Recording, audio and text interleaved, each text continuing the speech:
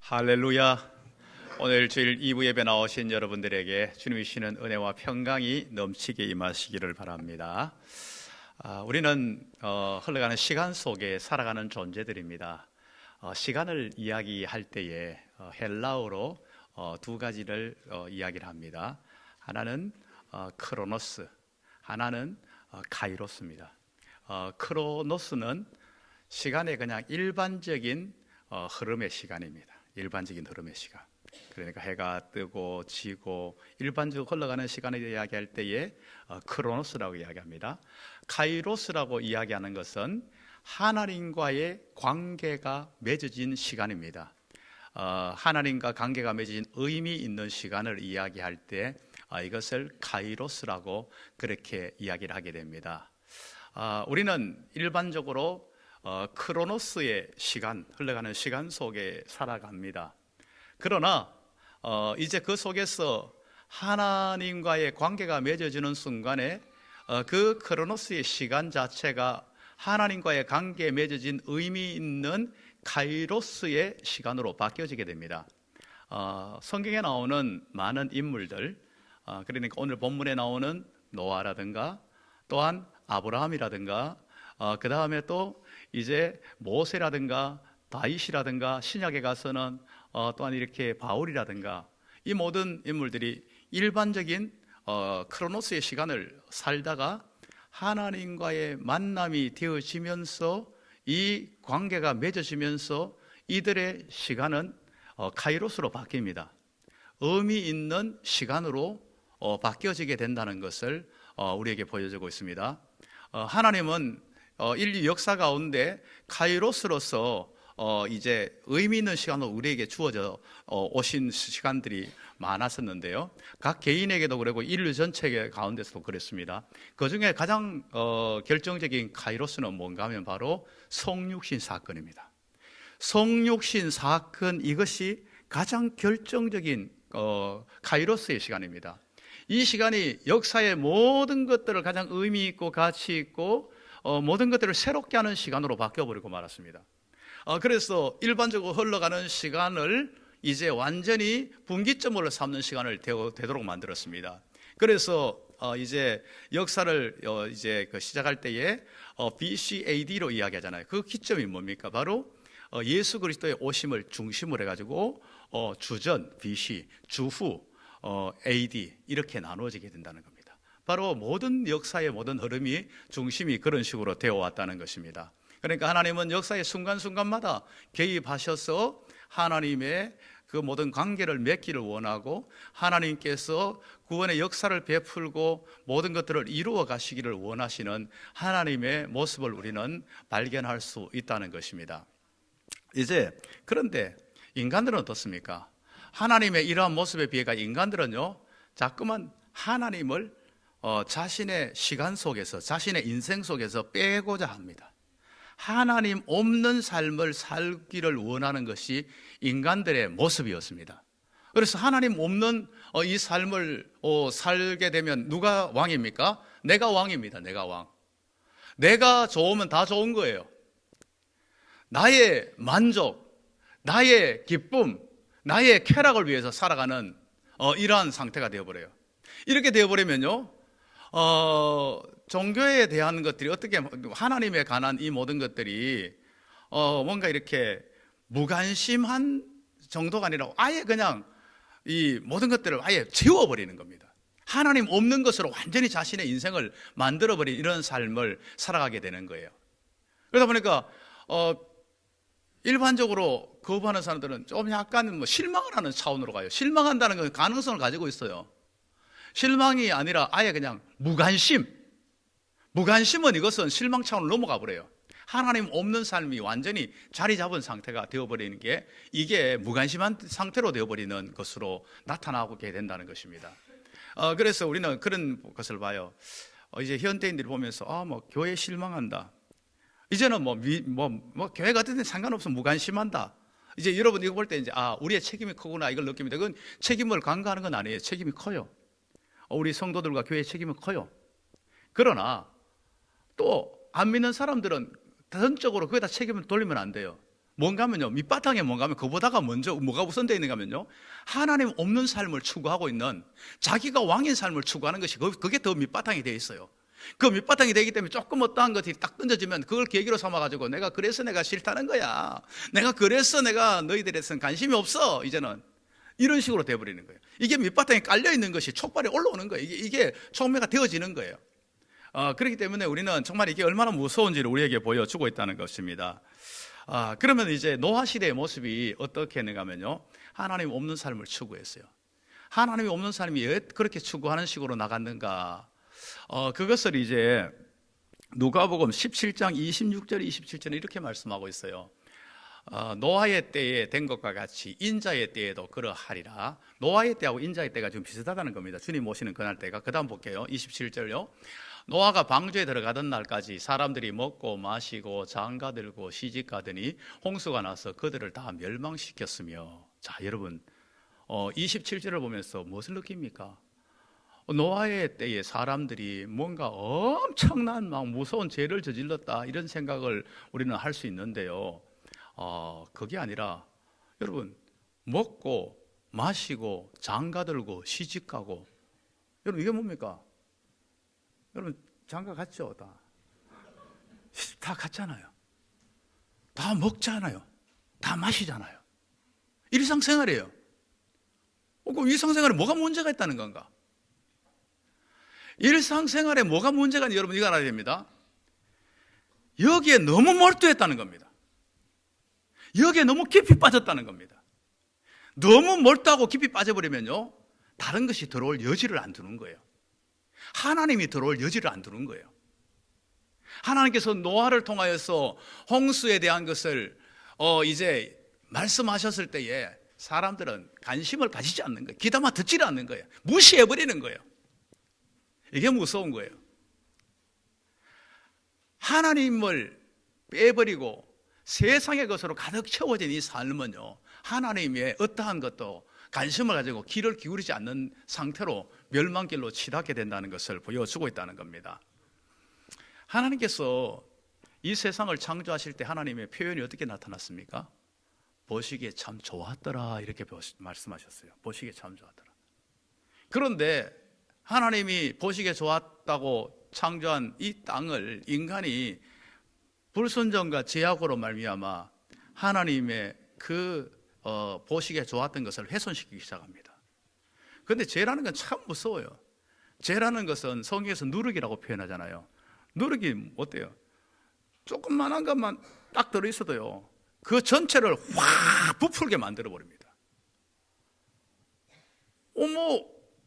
선악과 따먹고 불순종하고 이런 데 갔는데 갑자기 죄악이 그냥 노아 때가 돼가지고 죄악이 세상에 가득 차버린 거예요.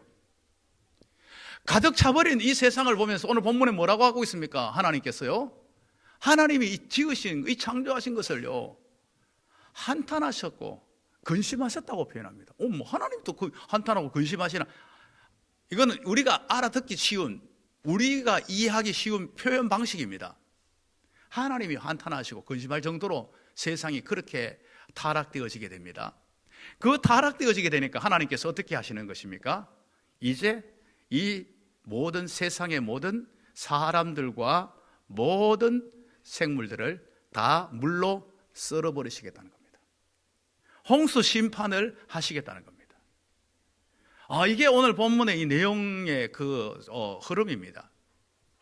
그런데 이렇게 홍수의 심판을 하시는 이 가운데서 너무나도 감사하게 어떤 일이 나는 겁니다. 그러나 노아는 은혜를 입었더라. 여호와께 은혜를 입었더라.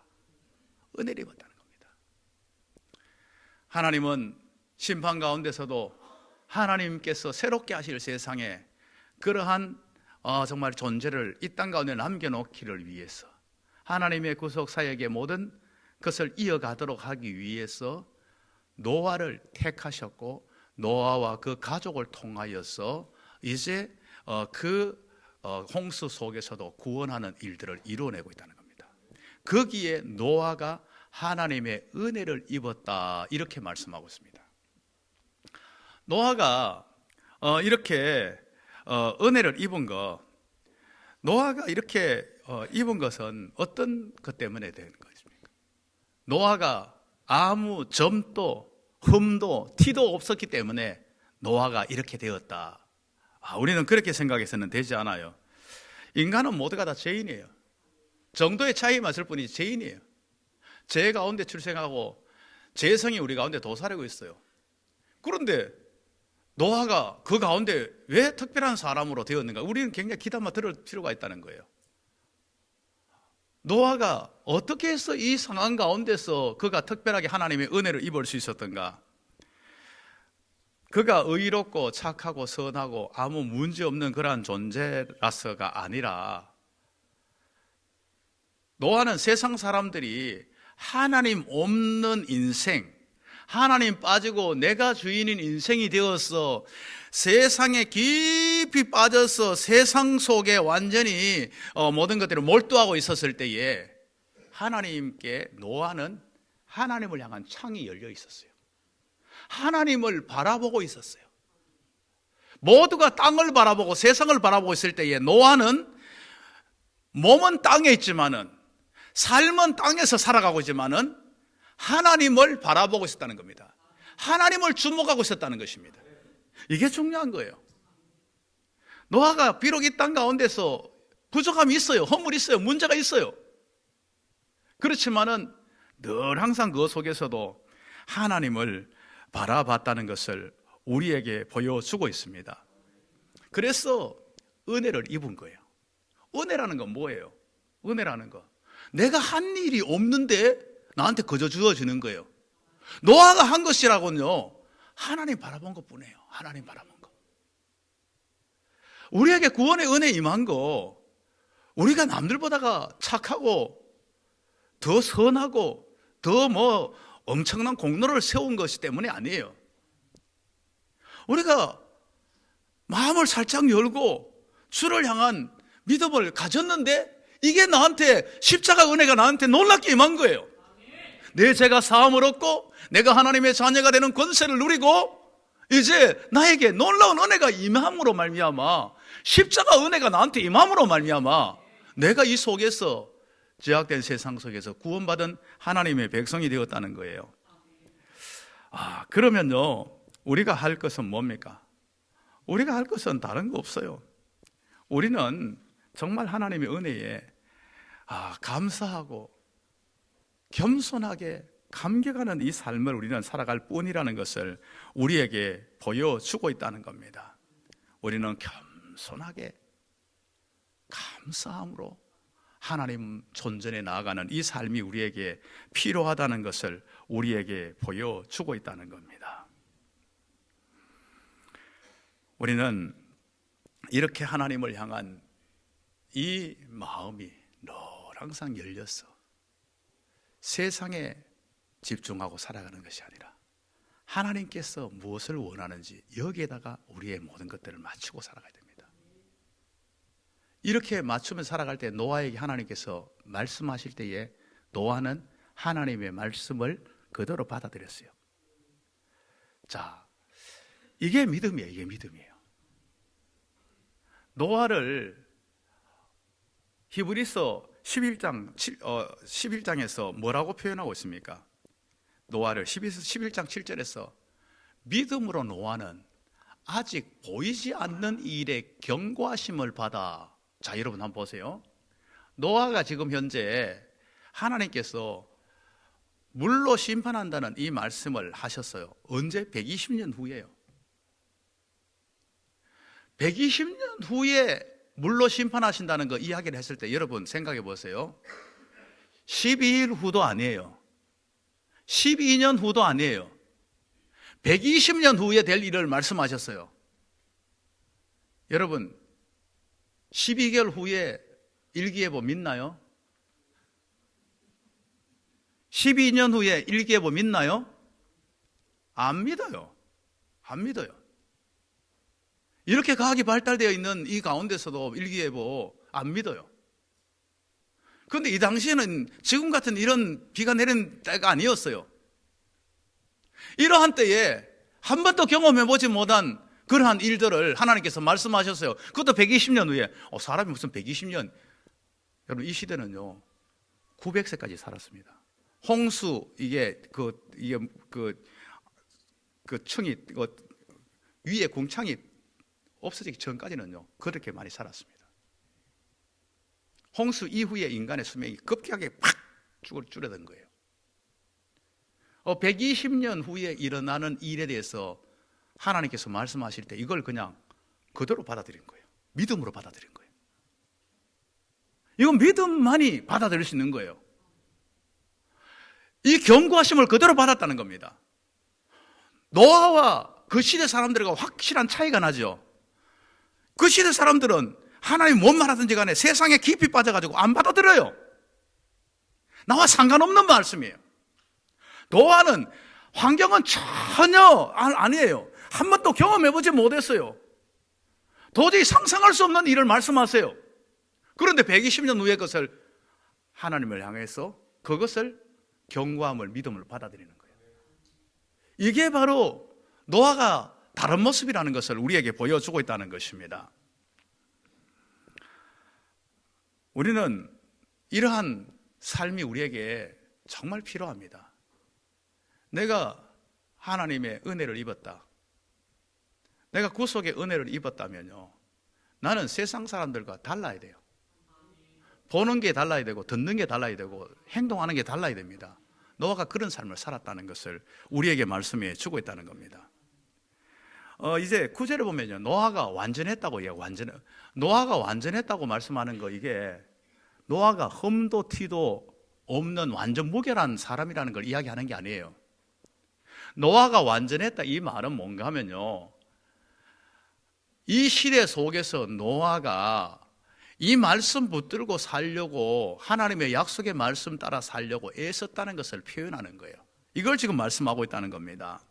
하나님 앞에 온전히 바르게 살려고 애를 썼다는 거예요. 바르게 살지만 완벽하진 않아요. 그러나 그 바르게 살려고 애썼던 이 모든 것들을 완전함으로 표현하고 있는 거예요. 완전했다는 겁니다. 이렇게 완전하기 위해서 노아는 어떤 노력을 했을까요? 세상에 나가면 제약된 모습들이 너무 많죠. 제약된 모습을 멀리한 거예요. 세상 사람들과 구별된 삶을 살아가게 되었다는 것을 우리의 그것을 우리에게 보여주고 있는 거예요. 이 시대 사람들은 어땠습니까? 하나님 없는 인생이 되니까, 자기가 주인인 인생이 되니까요, 뭔가 하면요, 자기의 욕구척에 급급했었어요. 인간적인 만족, 인간적인 쾌락, 인간적인 즐거움을 막 채우려고 막 발버둥을 친 거예요.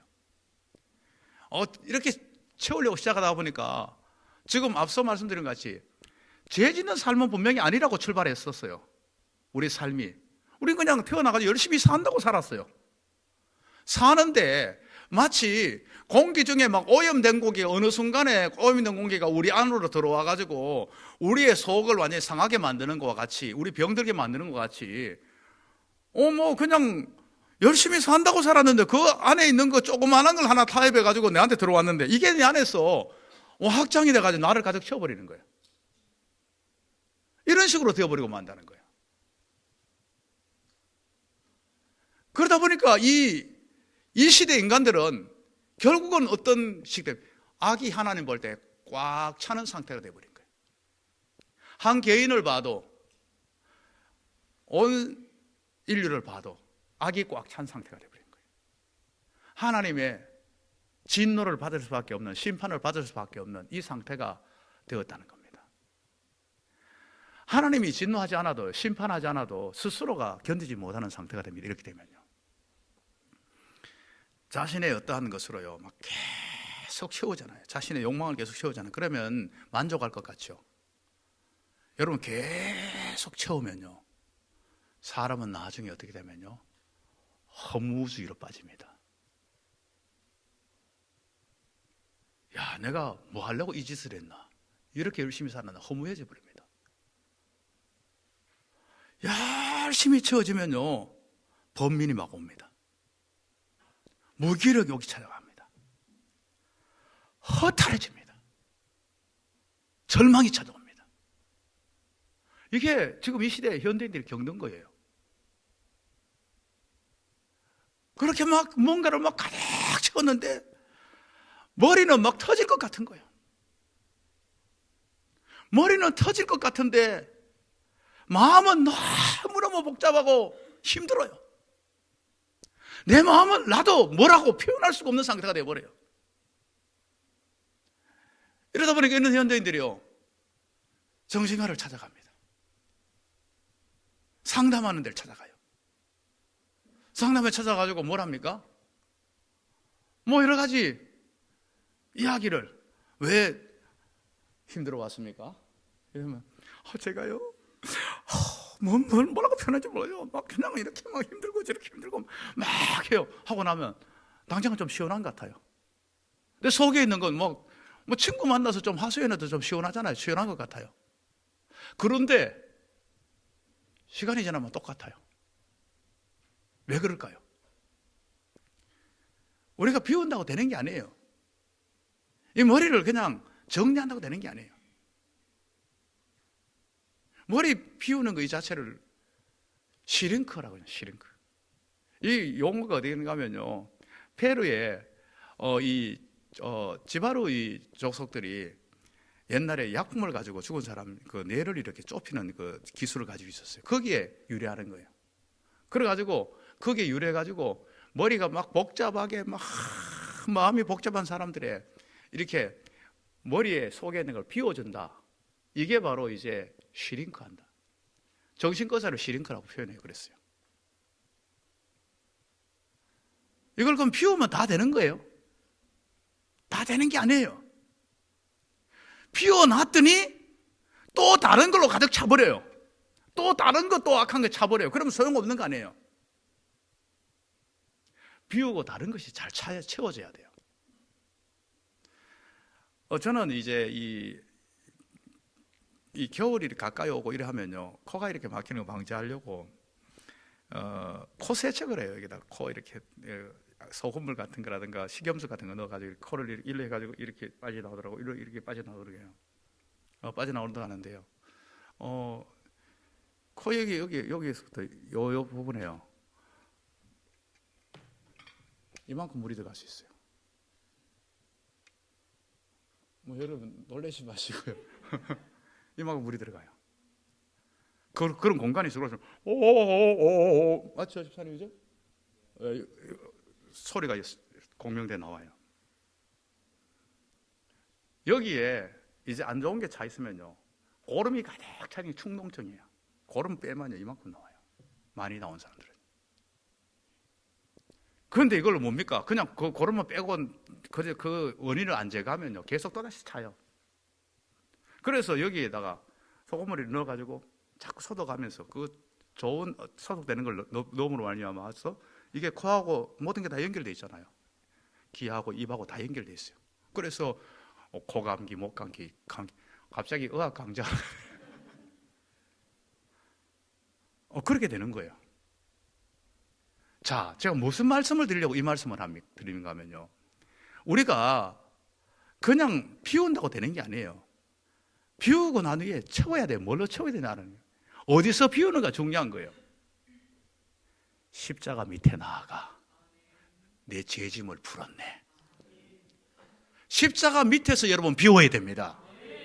십자가 밑에서 여러분의 모든 것들을요, 답답하고 괴롭고 고통스럽고 슬픈 마음 모든 걸 다 쏟아부으면, 그러면 주님께서 우리의 마음에 채워주십니다. 뭘로요? 주님의 마음으로 채워주십니다. 주님의 생각으로 채워주십니다. 그것이 우리 가운데 가득 차야만이 우리는 그 속에서 참된 평안을 누리게 되는 거예요. 세상에서 그냥 이런저런 이야기씩 꺼내가지고 비운다고 되는 게 얼마 있다가 다른 걸로 가득 채워져 버려요. 며칠간 딱 시원해요. 뭐 길어봐야 오래 가지 않아요. 우리 안에 예수님으로, 복음으로 채울 때에 이 모든 것들이 우리가 하나님이 원하시는 삶을 살아갈 수 있는 거예요.